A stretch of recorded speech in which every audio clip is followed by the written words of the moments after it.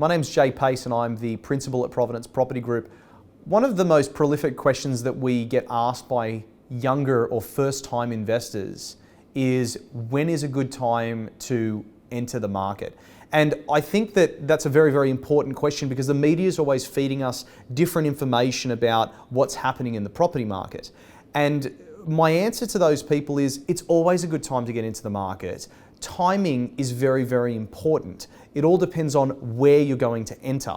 So you just don't want to be one of those people like in the last boom that we've had from 2012 till around 2017 that was consistently saying, I'm going to wait till the market pulls back, because I can guarantee you the majority of those people are still waiting and they've missed out on over 100% potentially of capital growth that they could have got during that time. So my first thing is, make sure you are active and do the opposite. If everybody is sitting on their hands, jump in. And just make sure though, before you jump in, you do your research. So the second thing is, look at rent vesting. Now, rent vesting is a trend which is becoming more and more apparent with younger people and first-time investors.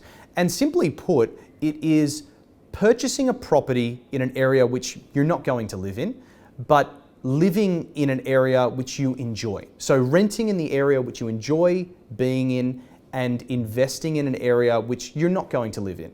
What this does is it allows you to gain access or exposure to the property market, which is something that you want to be able to be doing because timing is everything and time in the market is important.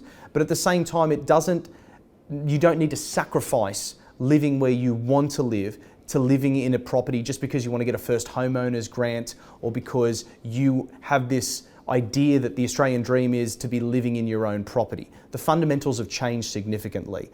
One of the good examples here is that if you actually in Australia, if there's two properties side by side and they're exactly identical and you own the one on the left and the one on the right is for rent, you're actually better off financially leasing out your property and renting the one next door. If the income is exactly the same, you're actually better off from a tax perspective in the property as a renter than you are as an owner-occupier. And I think that's a really important lesson for people when it comes to the benefits of rent vesting.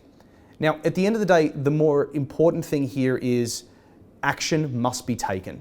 So make sure that you do get into the market, and if you are looking for a strategy that doesn't make you have to sacrifice where you currently live or where you want to live, rent vesting is a great strategy to explore.